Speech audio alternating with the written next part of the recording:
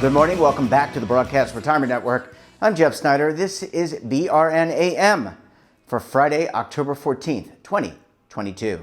And our top story today, a survey asks Americans what seems risky to you. And joining me now to discuss this and a lot more, Bob Ruff is with AFLAC. Well, Bob, it's great to see you. Thanks so much for stopping by the program this morning.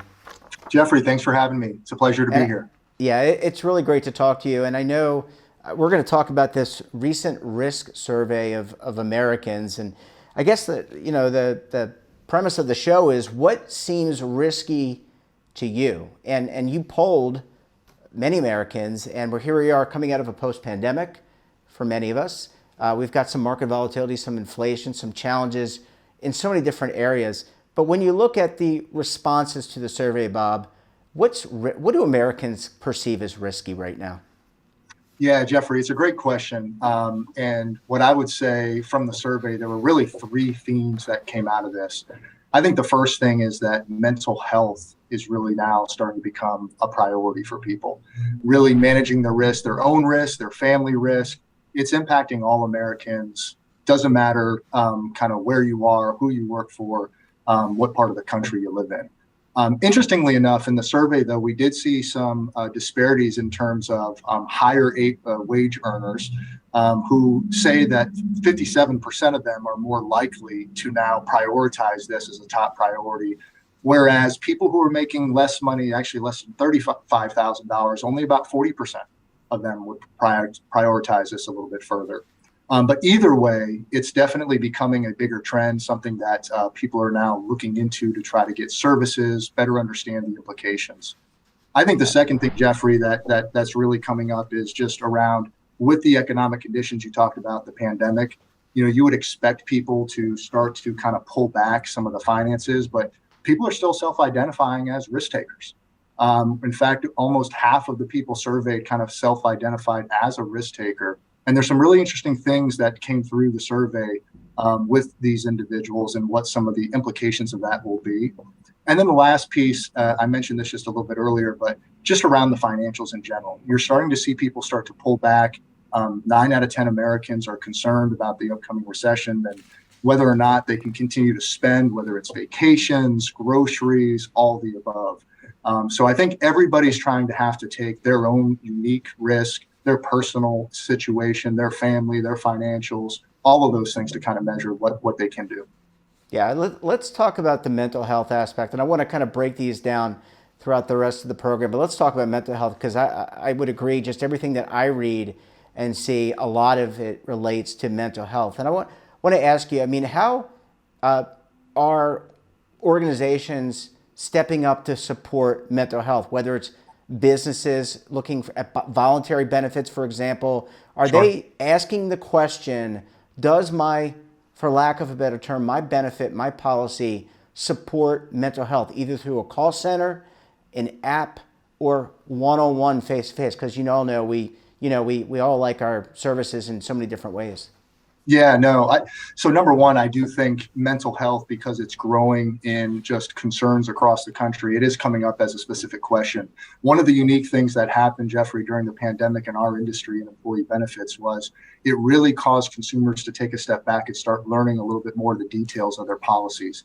Hey, how does COVID-19, how does this disease, how does this impact me? Gosh, to your point, I'm having some challenges. I've been kind of isolating on my own. I'm not feeling well mentally. How do my benefits, what can I get and have an opportunity to receive from support perspective? So I think what you're seeing solutions be presented in the terms of services. It could be employee assistance programs. It could be telepsychiatry services, just pure education services and tools to be able to help people understand that there are solutions out there to help them. The other interesting thing that we have found within mental health is that there is also a financial burden that can happen to consumers. There was a recent study done that we found that the annual spend of mental illness for people with major medical was roughly $1,500.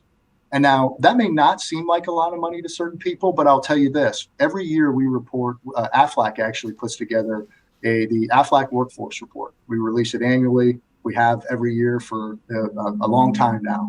One of the interesting findings of this was that almost half of employees that were surveyed in this couldn't pay $1,000 or more if they were presented with a serious illness or some type of accident without relying on credit or debit, So the fact of the matter is that if you know that the mental illness people are having to pay $1,500, half of employees can't afford $1,000 without relying on debt or credit, there's a financial gap there. And that's what we have done at AFLAC, and you're seeing across the industry with products, in the sense of making sure that that financial protection is also there. So there's a service component and a financial protection component. Sorry, I didn't mean to interrupt you. You know, one of the hard things about doing shows like this is that we're not face to face, and I can't see sometimes when guests and their statements. So my apologies. Oh, good. Let me ask you. I mean, you make really good points, and it's that the importance of benefits here, because if you have a worker that is having these challenges, and let's face it, we all go through our ups and downs in life. We have financial challenges, we have familial challenges, we have caregiving challenges. You're not a productive worker if your mind is somewhere with your family or somewhere else. So I would say, based on listening to you, and I just want to confirm that having a benefit, being an employer that is focused on my workforce, that's important, because the benefit to your productivity is going to soar. Oh, absolutely. Look, as a father and a husband of 4 children, I can tell you right now, there's a lot of things that can draw me away from the workplace and get me worrisome that impact when I'm at the workplace. So there's a couple things that I'd always tell people to kind of think about, especially as you think about insurance or benefits in general. Number one, I always tell people it's always important to think about your most important asset. When I ask the people the question of what's your most important asset, people always think about tangible things. Hey, it's my house, it's my car, it could be any of the above, right? Really, from my seat, your most important asset is your ability to earn an income. So kind of exactly to your point, if there are elements, whether it's an income replacement policy, we call it disability insurance, things like that can also help if you have to take time away from work. And typically those types of services are covered by those products. Let me ask you about risk taking, and I want to carry this over into the next segment, but I want to talk about risk taking. And you mentioned Americans are willing to take on more risk. They're starting businesses. That entrepreneur spirit has actually been enhanced as a result of the pandemic. But how are you all seeing this taking on more risk? Whether it means starting a job, doing a side hustle, switching careers. Has the pandemic really solidified that we're all mortal and we need to lock in our time and use it wisely to benefit ourselves and our family? I absolutely think that, Jeffrey. I think, it's interesting. I read a Wall Street Journal article a while back during the pandemic about, at the time we started to get coined the Great Resignation. And it was about a husband and wife who were 2 executives at completely separate companies, both quit their jobs and started their own landscaping business. Why? Because they loved being outdoors. And during the pandemic, when they weren't going into the office, they kind of fell back in love with that and realized, kind of reprioritized what was important to them. In this survey, interestingly enough, and you pointed it out, no one's surprised that it's the risk takers who are ones that are willing to potentially quit their job to then start their own business. But one of the intriguing parts that came out of this, especially probably from the pandemic as one of the causes, is that 60% of those people who identified themselves as absolute risk takers, they are finding themselves more likely to now quit their job to start their own business. So you're starting to hear about it. Again, the Great Resignation, quiet quitting, all of these things that are kind of employers are having to deal with now across the country, and also just trying to backfill jobs right now. There's many jobs open that I've talked to many colleagues across the industry and different industries who are facing the same problem. And you're seeing a more entrepreneurial spirit out there from people where these jobs that were pretty easy to fill previously are now becoming more challenging because there are other opportunities that they're willing to go after. Well, I need to carry this over into the break. When we come back, we'll talk more about these survey results. You're going to want to stay tuned right here on BRN AM.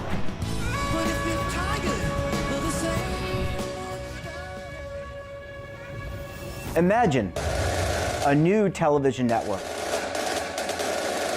that will make you richer, healthier, and in control of your financial future.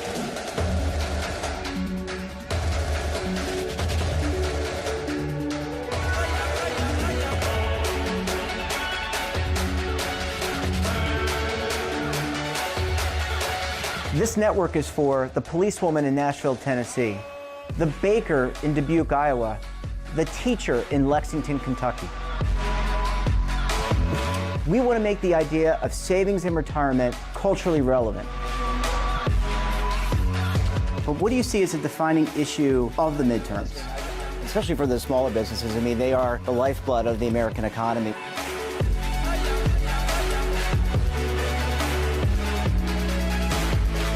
Featuring exclusive interviews, current affairs, and docuseries. 33 years old, you retired early. The philosophy is money only matters if it helps you live a life that you love. But you got to start thinking about retirement as soon as you get in. The Broadcast Retirement Network will drive very high engagement with premium partnerships. So this isn't retirement and savings for your parents or grandparents. This is for all Americans. And we're going to change the way you think about money.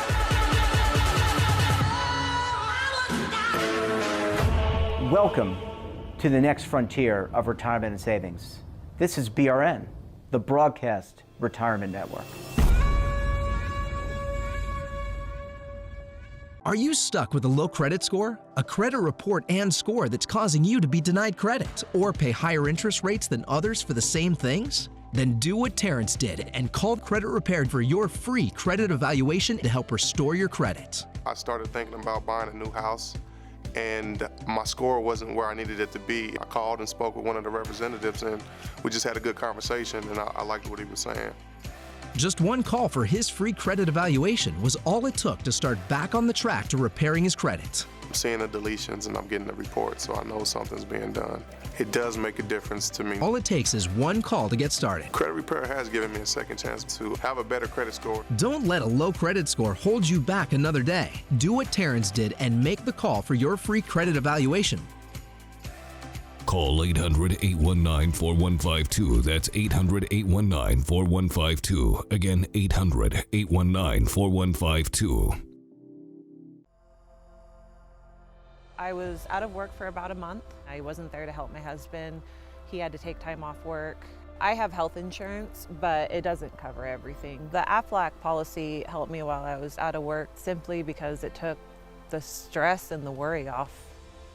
AFLAC helped with copays, deductibles, and a lot of the upfront expenses. The AFLAC insurance helped relieve my family's financial stress. Welcome back. We're joined this morning by AFLAC's Bob Ruff. Well, Bob, thanks so much for sticking with us this morning. Really appreciate you sticking around for segment number 2. Yeah, absolutely, Jeffrey. It's like I said, it's a pleasure to be here enjoying the conversation. Yeah, there's a lot to unpack here, and 15 or 20 minutes does not do the survey enough justice, so people can certainly check that out online on the AFLAC site. Let's talk about that risk taking a little bit more, because is it out of necessity? You talked about the Great Resignation. Is it out of necessity? High gas prices, fuel prices, food prices, some supply chain disruption, and maybe just some overall economic fear that people have. Are people willing to just say, hey, I'm going to do it. I always wanted to be an art dealer, and so now I'm going to start an art dealing company. Yeah, Jeffrey, I think that, like I said, during the pandemic, people really started to reprioritize things that they love to do. I mean, I'm going to give you a great example, and it's not, I did not resign from my job. I love my job at AFLAC.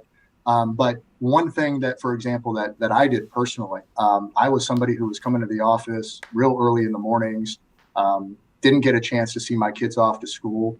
During the pandemic, because I was working from home and had a little bit more time, that was something I started to do. It's something I've continued to do. I tell people this all the time. It's not something I ever probably would have done had I not slowed down during that time frame. I think that's kind of the mindset that you're seeing Americans do, or kind of go through right now, in terms of how they're assessing their current job, what makes them passionate, and what motivates them on a go-forward basis. Yeah, really good advice. I think a lot of people walked away from this pandemic with a lot of lessons. That is certainly one of them. Let's take a step back, because AFLAC is a major provider of employee benefits. It's always creating new products. And I want to ask, new product development, has that shifted into overdrive during and after the pandemic? Because, you know, I've been in the retirement industry for a long time. I know that it tends to move very glacially, and I'm being very kind in that respect, you know, but there are always new products and services being developed. But as a provider of benefits, as a provider of products, how did you take into account all this change that happened so quickly, the health, the finance, and create new products? What went into that? Yeah. So number one, I don't think there's a lot of differences from, candidly, the employee benefits industry. A lot of things tend to move slowly. There's a lot of regulatory oversight associated with that. And candidly, too, things like insurance products come with significant risk of financial capital. And so, you know, typically with insurance products, you like to bring in actuaries who study statistics and years of data to help predict outcomes, determine prices. The interesting part about the pandemic was there was not any historic information on this. So we were all kind of flying by the seat of our pants here, studying CDC data the best we could to identify where can we help Americans out there who are struggling, but also making sure that we're protecting the company and the employees that work here and our shareholders. That was a very challenging balance during that time frame, because again, something that typically has many years of historical data to help predict and provide a lot of comfort around those predictable outcomes was not there. That being said, there was one easy place to start, and that was with impacted consumers, talking to claimants or people who were out on the street every day, better understanding what they were going through, what were the challenges, whether it was trying to find a hospital. I'll give you a great example. You know, typically in our insurance products, it's not very hard we would typically define a hospital. Just to make sure that there's some controls and governance around if somebody's just confined to a hospital, it's just not over at their friend's house, right? We want to make sure that it truly is a hospital. Well, during the pandemic, you started to see these makeshift hospitals open up, whether the cruise ships coming in up in New York or other places, and we needed to react quickly, and we did at AFLAC. We absolutely kind of opened up the guidelines the best we could to make sure that it would fit to the current conditions. But everything always starts from a product development with the consumer and the consumer experience. Understanding what their challenges are. We saw mental health coming up as people were getting isolated, just challenges, and speaking to them that this was kind of hard. People weren't able to talk to people, and that's somewhat human nature. So mental health was a very simple one for us to grab a hold of very quickly and start to say, okay, how can we start embedding this in our products? And then doing some further research in terms of what are those financial out-of-pocket costs that health insurance doesn't cover, that we can then help fill that gap for those people. So starting with the consumer, studying as much data as we could, and then providing a valuable solution as quickly as we could through the state approval process was how we went about it. Yeah. Last question. You did this survey. What's next up in terms of the research as you're thinking about? I know you can't give what's happening behind the scenes in terms of, you know, you don't want to give your competition, Sure. Hey, this is what's coming in the pipe. But what are you thinking about from a research perspective? You covered mental health. I would presume that you're going to continue to look at mental health, how it's impacting America and its finances. But what other types of research will you all be doing? Yeah, so I would say holistically, Jeffrey, we're always keeping up with trends of anything impacting consumers' wallet share or their financial instability. So anything that we see from that standpoint. Also, we dig into illnesses like a mental health or any other types of diseases, obviously COVID-19, that we're still studying and making sure we truly understand. We're going to continue to keep an eye on the workforce population. That's typically, at least for my division that we do, we support them. We also support directly to consumers. They can buy it online at aflac.com, but trying to find those specific products in those instances where we can support them. There are a couple things you mentioned, caregiving support, life insurance continues to come up very strongly right now. Lots of conversations around just supporting elderly parents and so on and so forth. So all of those types of things, we're kind of continue to keep an eye on kind of consumer sentiment with these items and understanding what are those push and pull items where we may be able to help provide a valuable solution. Yeah, a lot of people don't realize the the behind the scenes that goes on in the financial services world. There's a lot going on. You mentioned the actuaries, the customer service professionals, the business people. There's a lot that goes on with these companies. Bob, great to see you. Thanks so much for joining us, and we look forward to having you back on the program again very soon. Thanks, Jeffrey. Really appreciate it. That wraps up this episode of BRN AM. Have a topic of interest, somebody you think we should talk to, then drop us a line. And don't forget, for all the latest curated news and lifestyle, wellness, finance, tech, entertainment, so much more, and all in one place, check out today's edition of our daily newsletter, The Morning Pulse. Want to search our archives, check out our latest content? We'll visit our archives and, of course, all of our streaming partners. We're back again tomorrow for BRN Weekly. We'll be taking a look back at some of our best segments for the week. Until then, I'm Jeff Snyder. Stay safe, keep on saving, and don't forget, roll with the changes.